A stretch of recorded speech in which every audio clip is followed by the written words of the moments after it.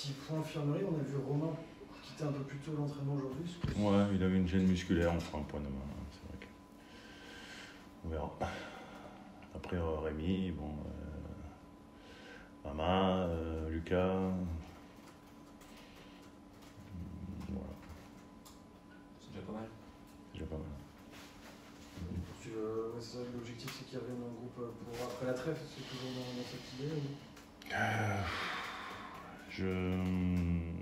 L'objectif c'est qu'il revienne le plus rapidement possible et en forme. Ça, après la trêve, je sais pas, pour certains ça peut être compliqué. Pour Lucas, on aura, je pense, la semaine prochaine les premiers tests de frappe, c'est ça qui sera déterminant. Donc on verra s'il passe bien cette dernière étape. Parce que lui c'était une gêne sur le dessus de la cuisse, sur le devant de la cuisse, donc c'est souvent le muscle de la frappe. Donc voilà, pour Rémi, ça va dépendre un peu son évolution. Mais bon, je suis pas sûr de tous les récupérer pour le prochain match après la trêve. Maba ira pas en sélection du coup, ou il devra aller constater? Je sais pas s'il doit les constater, mais il peut pas jouer avec nous, donc ça fait loin pour les faire constater. Ouais, ça fait loin. Après, je sais pas. Non, franchement, je sais pas du tout. Un mot sur le match de samedi. Vous avez l'occasion d'enchaîner un troisième succès consécutif en championnat, ce qui n'était pas arrivé depuis février-mars 2023, si je ne dis pas de bêtises. J'imagine que vous êtes quand même pas mal rassuré et vous arrivez avec pas mal de confiance. Ouais, c'est toujours mieux de préparer les semaines avec une victoire. Après, rassurer, non, parce qu'on le voit, dès qu'on a 4-5 blessés, ça devient compliqué. Maintenant, je suis rassuré sur le fait que je sais que j'ai des garçons qui donnent 100% sur le terrain et qui le feront encore ce week-end. À ce niveau-là, oui. Après, j'ai aucune certitude non plus sur ce qu'on va pouvoir produire et notamment de quelle manière on va pouvoir la produire. Un mot sur justement Julien Diaz qui s'est vite installé quand même en défense centrale, qui découvre la Ligue, qui semble déjà, qui montre de la sérénité à certains joueurs. Qu'est-ce que vous pensez de son début de saison? Non, Junior, tout de suite, il m'a séduit par sa capacité justement à être intéressant avec le ballon, pour bien relancer, être propre. Après, il a montré aussi qu'il avait des aspects de son jeu sur lesquels il devait progresser, notamment dans l'agressivité, notamment dans le placement, dans la concentration. On fait beaucoup de retours vidéo avec lui individualisés pour lui faire prendre conscience de certaines choses. Donc voilà, c'est un jeune joueur qu'il faut qu'on fasse progresser et je pense que c'est avec les matchs aussi qu'il atteindra cet objectif d'être un joueur effectivement incontournable. Pour l'instant, on ne peut pas dire que tous ceux qui ont joué se sont malgré tout complètement dégagés pour pouvoir être titulaires sur les prochaines semaines. Ça sera match après match et c'est vrai que quelque part, et comme tous, il faut faire des bons matchs pour pouvoir rejouer le week-end d'après. À Nantes, il avait eu du mal à s'imposer. Après, il est parti en Ligue 2. Et là, ici, visiblement, tu dis qu'il ne s'impose pas comme titulaire indiscutable, mais quand même, il enchaîne quand même les matchs. Comment tu t'expliques ça? C'est la maturité, c'est le contexte Je pense qu'il y a un bon entraîneur. Le contexte. Non, je crois qu'effectivement, il a un parcours différent de tous les garçons qui sont imposés en étant jeunes en charnière à Nantes. On a eu Zézé l'année dernière, qui était un jeune joueur aussi. Là, je vois qu'il y a un jeune qui a 17 ou 18 ans qui joue actuellement. Donc voilà, lui, il a fallu un parcours différent. Et quelquefois, c'est pas plus mal. Il s'est fait une saison à Annecy. Après, il a été repéré par le City Group. Il s'est retrouvé à Troyes. Avec une bonne saison l'année dernière à Troyes. Il m'avait fait une bonne impression quand on avait joué contre eux en Coupe de France. C'est pour ça que quand Greg en avait parlé, je trouvais que c'était un profil intéressant. Après, j'ai été très clair avec lui. Je l'ai observé pas mal pendant la préparation, pendant les matchs amicaux, pendant les premiers matchs. J'attends des choses de lui. Je lui ai dit d'ailleurs, notamment dans la capacité à se prendre en charge, à être travailler avant les entraînements, après les entraînements. Voilà. Donc ça reste un jeune joueur et il a besoin effectivement de travailler pour progresser, s'améliorer. Après, aujourd'hui, il n'a aucune garantie sur la suite, mais sur ses dernières prestations, c'est plutôt encourageant, c'est mieux. Et il faut qu'il continue dans cette voie. Il a effectivement, bien sûr, aucune garantie globalement. Et je sais que City Group mise sur lui, il fait partie quand même du petit groupe qui a été convoqué pour des tests cet été. Est-ce que, double question, est-ce que vous échangez avec eux parfois? Et deuxième question, comment est-ce que vous gérez aussi cet aspect-là, le fait qu'il ait peut-être un petit peu été mis sur un piédestal par le City Group? Comment voilà, vous gérez ces deux aspects-là? Pas mis sur un piédestal, en tout cas. Ouais, je vais être vraiment très clair. Ils ont un groupe très très élargi de joueurs comme lui, dont faisait partie Abdoulaye Ndiaye, par exemple. Ils étaient ensemble pendant l'été quand ils ont repris là-haut. Et ils sont une trentaine de joueurs. Effectivement, ils sont suivis, c'était très professionnel au niveau du City Group. Pourquoi? Parce qu'il y a au moins déjà deux, je ne sais pas exactement les termes, les titres qu'ils ont, mais deux personnes qui sont dédiées à suivre leur évolution, à venir ici. Ils sont venus l'année dernière pour Abdoulaye justement 2 fois, rencontrer les entraîneurs, comprendre les contenus d'entraînement qu'on leur fait, ce qu'on leur fait travailler. Donc c'est vraiment très pointu et il y a vraiment un gros suivi. Après, ils ont été très clairs aussi avec nous en disant que souvent ce genre de joueurs, c'était des joueurs de ce qu'ils appelaient je ne voudrais pas pour les mauvais termes, mais c'est un peu ça, de business, c'est-à-dire des jeunes joueurs qui l'achètent, qui peut-être ne joueront jamais à City, ou peut-être si jamais ils explosent, mais que justement, comme eux, ils sont très structurés, avec beaucoup de clubs qui appartiennent à leur groupe et tout ça, la possibilité justement de les faire éclore au plus haut niveau et les revendre. C'est ce qui s'est passé avec Abdoulaye. Abdoulaye a été acheté, je crois, 4 millions il y a 2-3 ans. Je crois que c'était à Lyon, ou je ne sais plus où ce qu'il est passé. Il a été vendu 7 ou 8 ou 9 à Parme cette année. Donc voilà, eux, c'est typiquement ce qu'ils appellent du trading, quoi. Donc voilà, donc pour ce genre de joueur-là, et pour lui en particulier, ça a été aussi un discours que je lui ai tenu. Je lui ai dit, tu sais, aujourd'hui, c'est une situation qui peut être confortable, parce que tu as un contrat sur une longue durée, avec un salaire correct, mais bon, c'est pas les salaires de Manchester City non plus, attention. Mais qu'est-ce qu'il a envie, lui? C'est de s'imposer dans un club, partir, être acheté par un club peut-être, et comme c'était le souhait de Abdoulaye, comme c'était le souhait d'Abdallah Sima aussi, qui était dans un autre club à Brighton, mais qui était beaucoup moins pointu dans le suivi des joueurs, par exemple. Et ce qu'ils ont envie, c'est de s'installer, c'est trouver un club, un bon contrat. Donc, et pour ça, ça passe par des étapes, et si l'étape, elle est à Brest, elle est à Brest. Et nous, si on nous reprête junior cette année, c'est parce qu'ils considèrent qu'on a bien travaillé avec Abdallah l'année dernière. Donc, ils savent que même si derrière, on n'a pas vraiment de... Parce que malheureusement, on n'a pas d'intérêt sur leur future vente. Mais l'intérêt qu'on a, c'est qu'ils soient bons avec nous et qu'ils performent et qu'ils nous aident pendant la saison. Donc ce travail-là, on va le faire aussi avec Junior, mais c'est pour ça qu'il n'y a pas de temps à perdre. Et je lui dis, aujourd'hui, sur ce que je vois, il y a des choses très bien, il y a des choses que tu dois vraiment améliorer, ça reste entre nous. Mais il faut que tu t'y mettes, parce que, je veux dire, nous, c'est chez nous cette année, peut-être après, ça sera ailleurs l'année prochaine, mais ce que tu as envie, toi, c'est de convaincre peut-être un club, effectivement, de t'acheter pour te faire confiance réellement dans l'équipe numéro 1 et tout ça. Donc voilà, c'est du gagnant-gagnant en fait, en 2 mots. Mais tu as besoin aussi, toi, quand tu es entraîneur, tu t'investis auprès de tes joueurs, tu leur donnes du temps, le staff leur donne du temps. Mais tu as besoin aussi d'avoir un retour, quoi. Donc c'est pour ça que moi, ce qui m'intéresse, c'est de voir vraiment ce que je vois sur le terrain, à l'entraînement, bien sûr, et après en match, quand c'est la compétition.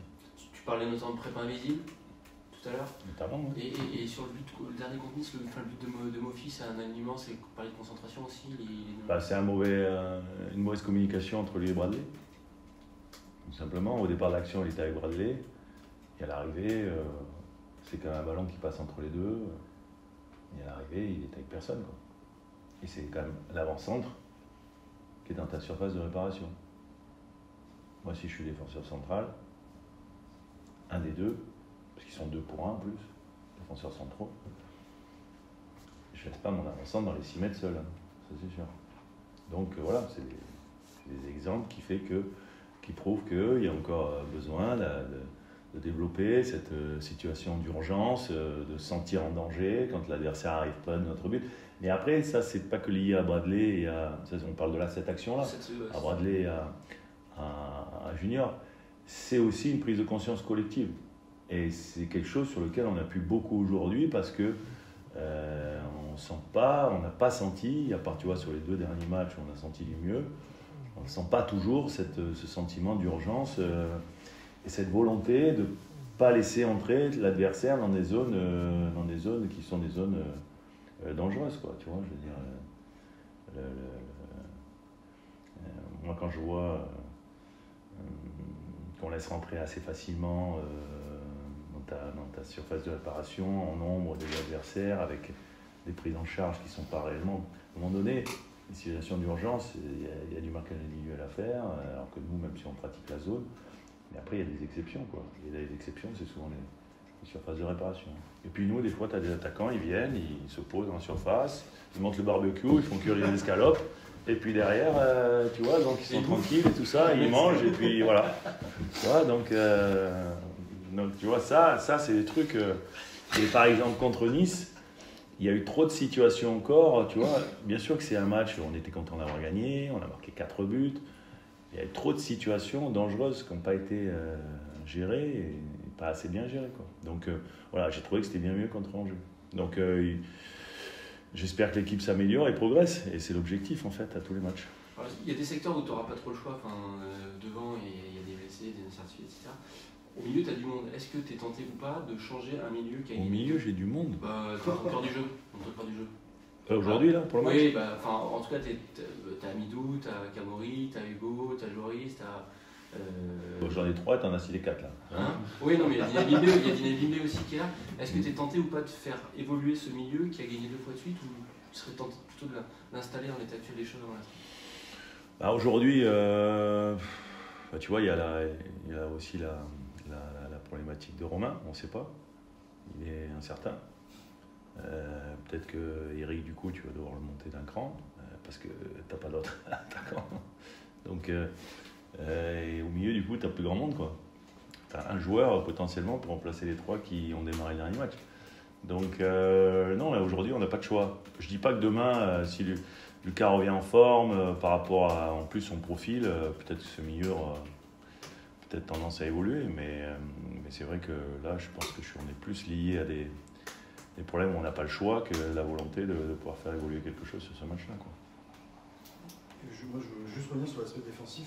Julien avait démarré la saison en tant que titulaire. C'est quoi le discours avec lui désormais? Parce que la saison dernière, c'est pareil, la défense centrale, l'axe central avait pas mal bougé, avait pas mal évolué, où il alternait entre titulaire et... Non, mais il n'y a pas de discours à avoir avec Julien. Julien a fait ses matchs, il a l'opportunité. On n'a pas gagné, on n'a pas été très très très bon collectivement. Il en a peut-être pâti aussi lui. Brendan, quand il jouait avec lui, n'a pas été très bon non plus. Voilà. Brendan a été blessé. Julien joue avec Junior. C'est comme ça que Junior est rentré en fait dans la rotation. Mais aujourd'hui, c'est pour ça que je dis qu'aujourd'hui, pour moi, c'est difficile de changer la charnière pour le match qui vient parce que tu viens de gagner 2 matchs avec cette charnière-là. Et c'est pour ça que je dis que pour moi, aujourd'hui, il n'y en a pas un qui se détache réellement, quoi. Julien, il n'est pas éliminé d'autant plus. Et je pense notamment à Raphaël, qui pour moi, aujourd'hui, est un garçon qui monte en puissance et qui n'est pas loin non plus d'eux. Lui, il n'a jamais joué non plus, mais c'est pas impossible qu'à un moment donné, il n'ait pas sa chance. Donc, moi, j'attends juste que mes défenseurs soient performants, j'attends juste que mon gardien soit performant, j'attends juste que collectivement, défensivement, on prenne plus de buts et que plus on fera de clean sheet, plus on gagnera de match. Ça paraît assez mathématique. Vous l'avez dit, il manque, si Romain est inapte pour ce week-end, vous n'avez pas beaucoup d'attaquants. Est-ce qu'un changement de système, ça peut être envisagé aussi? Tout est possible, ouais, tout est possible. Mais bon, je ne vous dirai pas si c'est dans ma réflexion. Mais c'est possible. Tu parles de Raphaël, si justement avec toute cette cascade de blessés dans le secteur offensif, c'est peut-être aussi une chance pour Saliou. Est-ce qu'il montre des choses aussi intéressantes que Raphaël en défense? Pour l'instant, non. l'instant, non. Pour l'instant, des jeunes qui sont des jeunes qu'on voit beaucoup à l'entraînement, parce que, comme vous le savez, on a réduit quand même l'effectif par rapport à l'année dernière, donc on a toujours 4-5 jeunes à l'entraînement. Ce qui est le plus près, aujourd'hui, c'est Raphaël. Oui, vous parlez aussi de Junior Dynamique. Est-ce qu'on sent physiquement il monte en puissance aussi? Il vaut mieux quand même. Ça fait maintenant un petit mois qu'il est avec nous, mais il est évident qu'il n'a pas 4 ans et demi dans les jambes, quoi. Ça c'est sûr. Maintenant, je pense qu'il est déjà mieux. En plus, il a été gêné à un moment donné par une petite entorse à la cheville, qu'il n'a pas fait arrêter les entraînements, mais qui l'handicapait un peu, et on voyait des fois qu'il était un peu sur ses appuis gêné. Donc je pense que ça va mieux aussi. Donc j'ai bon espoir que d'ici encore et après la trêve internationale, lui notamment, qu'il soit complètement à 100%, quoi. Là, il est capable de débuter sans forcément avoir 80 minutes, il est capable de débuter aujourd'hui. Il est capable, mais je ne sais pas combien de temps. On verra. Et on l'a vu là faire du rap, entre guillemets, c'est une demande du staff ou c'est lui qui... Non, je pense que c'est une demande de sa part, mais après nous on suggère toujours aussi, quoi. Je veux dire, moi je vois toujours d'un bon oeil quand je vois des garçons qui sont investis et qui ont envie de travailler un peu plus que d'habitude, donc voilà. Mais après ça c'est ce qu'on voit sur le terrain, mais il y a beaucoup de choses qui doivent se passer avant les entraînements. Ils sont convoqués 1h30 avant les entraînements, donc éventuellement pour le petit déjeuner, et puis il y a des choses à faire avant l'entraînement, préparer sa séance. C'est pour ça qu'il y a aussi pour moi une analyse de ce que les garçons ils mettent en place pour eux, quoi, pour leur travail individualisé et tout ça. Donc nous on est là, staff, pour leur donner des pistes, après à eux de prendre ou pas prendre.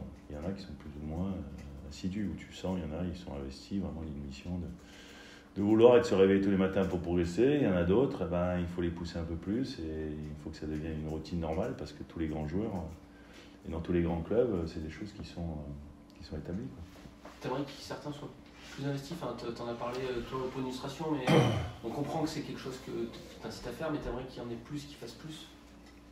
Non, mais de toute façon, je veux dire, aujourd'hui, je pense que déjà, il faut prendre conscience que tu as la chance de faire un métier fantastique, extraordinaire. Qu'est-ce que tu peux faire de plus que mettre tous les atouts de ton côté pour préparer, être le plus performant possible le week-end? Rien. Tu vas venir le matin, tu peux venir 2 heures à l'entraînement, mettre en place des choses, bien se préparer, bien s'échauffer, bien faire ton travail de pré-entraînement. Voilà, d'avoir une réflexion sur l'entraînement qui arrive. On présente la séance. La séance est aussi sur des écrans pour qu'ils sachent à peu près ce qu'ils vont faire par rapport à ça. Je pense qu'il peut y avoir une réflexion de ce qu'ils veulent faire de leur séance. Quel objectif se fixe à la séance, des choses comme ça. Je veux dire, à un moment donné, je veux dire, bien sûr qu'on fait un sport collectif, mais c'est ta prise en charge individuelle et personnelle. Après, là, c'est tout ce qu'on peut faire avant, c'est tout ce qu'on peut faire pendant la séance sur le terrain, tout ce qu'on peut faire après. Mais après, c'est vrai que c'est pas parce qu'ils sont rentrés chez eux que c'est terminé. Si après ils font n'importe quoi, qu'ils mangent n'importe quoi, qu'ils ne dorment pas, là, malheureusement, on n'est plus là pour voir. Mais c'est aussi une prise de conscience par rapport à ça. Si le gamin il joue jusqu'à 5h du matin à la PlayStation, forcément, le lendemain, il ne va pas être très bien en entraînement, et en plus, il a des chances de se blesser.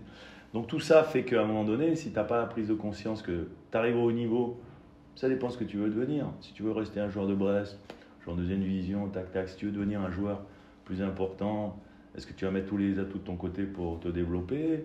Surtout quand tu es jeune, nous on a souvent des jeunes joueurs qui viennent. Donc ça, après à un moment donné, nous on est là pour les aider, les encadrer, leur donner des pistes, mais après il faut qu'ils prennent leur projet en tous les cas. Donc c'est pas que j'ai envie de plus, c'est que je regarde, je vois, des fois je peux intervenir, je peux donner mon sentiment, mais après c'est quelque chose de, tu sais, les routines, c'est important, quoi. C'est pareil, j'ai une routine, hein. J'arrive le matin, je fais des choses, je prépare, voilà, donc on est tous un peu pareil. Vous échauffez vos crayons, vous regardez vos cahiers s'ils sont bien, si vous avez bien pris, vos dictaphones, hein, si le téléphone et tout ça, donc normal. Tu fais ta routine, si tu n'arrives pas ton téléphone, déjà tu n'as pas pu enregistrer le truc. Donc tu prépares tes questions, t'arrives, t'as rien préparé, tu te retrouves un peu. Si ton collègue il a posé la même question que tu avais juste. Tu avais préparé qu'une question et il a posé juste avant. Tu dis merde. Comme un con. Mais voilà. Donc tu vois, c'est. Non, mais après, voilà, il n'y a pas de. Aujourd'hui, je sais que j'ai des bons gamins qui sont investis, tout ça. Mais après, pour certains, ils ont besoin d'une prise de conscience, tu vois, plus importante. Moi, je pense que si je reviens sur Junior, quand je vois Junior, que je le vois torse nu dans mon vestiaire, 1m95 ou 1m94, Belgique, tu vois, machin, mais je me dis, tiens, moi je serais à la muscu toute la journée, quoi. Ah non, parce qu'il est fin, il est machin, mais tu te dis, lui, il prend 5-6 kilos de muscle, je veux dire, ça va devenir un monstre. Il te remue l'attaquant dans les duels, quoi. Bah ouais. Donc voilà, mais c'est un exemple parmi d'autres, mais...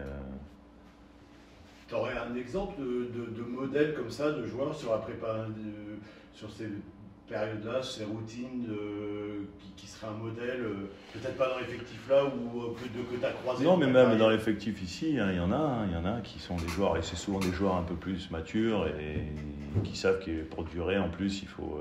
voilà, mais... Et quand alors c'est marrant, il y a un truc sur la Ligue 1+, alors je le connais bien aussi sur Dante, et il a 41 ans, pour être au niveau où il est, je veux dire, à un moment donné, c'est pas du hasard, quoi. Ça veut dire qu'il s'intéresse à tout, il a aussi cette culture, cette ouverture d'esprit. C'est un garçon qui est venu du Brésil, qui a découvert l'Europe, qui a passé par beaucoup de clubs. Il en parle je sais pas, moi j'ai vu le premier épisode. Mais voilà, c'est des garçons qui au quotidien mettent tous les atouts de leur côté pour vivre leur métier de la meilleure façon possible. Et puis il y en a qui sont faits pour le très haut niveau, puis il y en a qui sont limités, mais des fois il y en a qui sont limités mais qui arrivent à un très très bon niveau, alors qu'il y en a d'autres qui ont beaucoup plus de choses et qui n'arrivent jamais même déjà à leur niveau, parce qu'à un moment donné ils ont raté des choses. Et malheureusement ça va très vite. T'as 20 ans, mais rapidement t'en as 25, et puis t'en as 30, et puis déjà vous dites à 30 ans que les mecs ils sont... Donc voilà. Mais il y en a, ils arrivent à 40. Donc moi j'ai eu la chance d'aller jusqu'à 37 déjà, presque 37, donc déjà c'était fantastique, mais je veux dire, voilà. Et après des exemples, bien sûr, t'en trouves toujours. Et c'est important d'en avoir à l'intérieur du club pour justement aussi guider, faire comprendre, faire passer des messages. Justement, à l'intérieur du club, qui est un peu comme ça? Non, mais il y en a qui travaillent bien, Kenny, Hugo. Il y a des garçons qui sont investis. L'année dernière, Madi Camara était un garçon qui était vraiment très professionnel. Voilà, c'est en tous les cas. Et c'est marrant parce que... Alors, moi, c'est difficile de parler des autres parce que... Mais moi, je peux parler de mon histoire à moi. Moi, à 19 ans, je jouais dans un grand club de Nice, historique, et de quartier malgré tout, qui s'appelait Cagliari de Nice. Et jusqu'à 19 ans, je m'entraînais 2 fois par semaine. Parce que j'avais un cursus, j'avais fait des essais dans 2-3 clubs professionnels, ils ne m'avaient jamais pris, puis je n'avais jamais été repéré. Pourquoi aussi? Parce que j'ai longtemps été petit, j'ai fait une puberté très tardive. Donc à 19 ans, entre 18 et 19 ans, j'ai pris 20-25 cm. Mais je me suis retrouvé effectivement comme une chic molle, 1m88, 72 kg. Non mais très rare quand tu grandis comme ça, très vite, tu vois. Mais en un an, je peux te dire, j'en ai soulevé de la fonte. Et je faisais 10 kilos de plus un an après. Et je suis rentré au centre de formation à Nice avec un peu de chance parce que c'était le papa de Pierre Alonso qui était le formateur, qui m'avait vu. Il m'a dit, ah, machin. Et je suis rentré comme ça un peu par hasard, mais quand j'ai eu l'opportunité, j'ai mis tous les atouts de mon côté. Et je travaillais beaucoup plus que les autres. Beaucoup plus que les jeunes qui étaient là depuis 3-4 ans. Et voilà, en 1 an ou 2 ans, moi j'ai joué en pro, quoi. Mais parce qu'à un moment donné, je me suis investi et que j'avais aussi conscience que c'était une opportunité exceptionnelle et que je ne pouvais pas la gâcher. Et après, dans la préparation, c'est toujours pareil. Quand tu fais toute la semaine, tu prépares ton match beaucoup plus sereinement. Parce que tu dis, je me suis bien reposé, j'ai bien mangé, je me suis bien entraîné. Et après, tu sais que le week-end, tu peux passer à travers. Parce que c'est le sport de haut niveau et que tu peux être mauvais. Des fois, tu es bon, des fois, tu es... Mais en même temps, si tu n'es pas bon, tu n'as rien à te reprocher. Tu n'as pas de regret. Mais si tu n'es pas bon et que tu dis, ah ouais, mais c'est parce que j'ai pas fait ci, j'ai pas fait ça, je pense que psychologiquement, c'est beaucoup plus dur à vivre. Donc des fois, on parle des fois de foot, mais aussi de la vie en général. Mais ça, pour moi, c'est comme la vie en général. Il faut essayer de mettre tous les atouts de son côté pour essayer, nous, à notre niveau, de performer du mieux possible. Et après, on sait que malheureusement, comme je le dis souvent, Nantes, ils viennent, ils veulent gagner le match aussi. Donc, il y a une adversité, il y a un rapport de force. Donc voilà, essayons de maîtriser et de contrôler déjà ce qu'on peut contrôler. Et ça, les garçons, il y a des choses qu'ils peuvent contrôler, c'est leur investissement sur le terrain et en dehors du terrain. La dernière venue de l'entraîneur de Nantes, c'était pas un bon souvenir. Il entraînait Dunkerque. Ouais. Et il a changé sa façon de faire avec Nantes ou... Non, il a des principes qui sont assez similaires avec le même système de jeu, mais après, voilà, avec des joueurs différents. Donc forcément, il y a des choses qui sont un peu différentes. Mais c'est a priori un bon entraîneur qui, j'ai l'impression que cette équipe est plus compétitive que celle de l'année dernière. Alors il y a pas mal de nouveaux joueurs aussi. Ils ont changé aussi peut-être j'allais dire de philosophie dans le sens, je sais pas dire club. Ils ont l'impression qu'ils font beaucoup plus confiance à des jeunes joueurs issus de formés au club ou qui sont arrivés en post-formation, j'ai envie de dire, comme le petit Marseillais là, qui joue sur le côté, je sais plus son nom, Benatab. Donc voilà, et puis petit Guirassi, petit Bibou, le milieu de terrain aussi, le grand qui a joué latéral gauche, le Roux, qui a joué latéral gauche sur le dernier match. Donc voilà, ils ont la volonté, je pense, de s'appuyer beaucoup plus sur le centre de formation.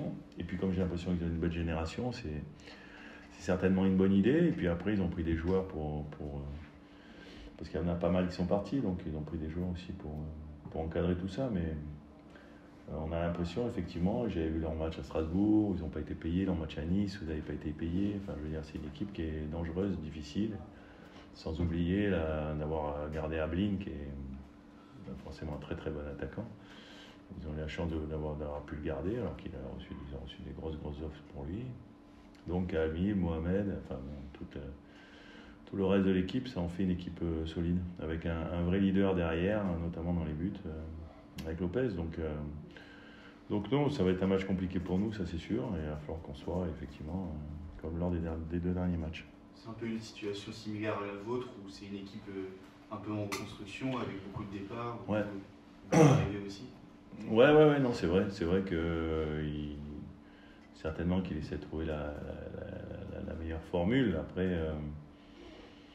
Après, non, c'est évident que de toute façon les clubs comme Nantes, comme nous, on est un petit peu chaque année, j'allais dire, attaqué sur leurs meilleurs joueurs, et donc forcément on les remplace, et puis après il faut reconstruire un petit peu. Donc voilà, mais eux, je pense que c'est plus nous c'est un peu plus subi, eux c'est un peu plus, j'ai l'impression, une stratégie sur le fait d'avoir changé un petit peu de philosophie, je dis, de plus s'appuyer sur une belle génération qu'ils peuvent avoir, qui sort du centre de formation, quoi.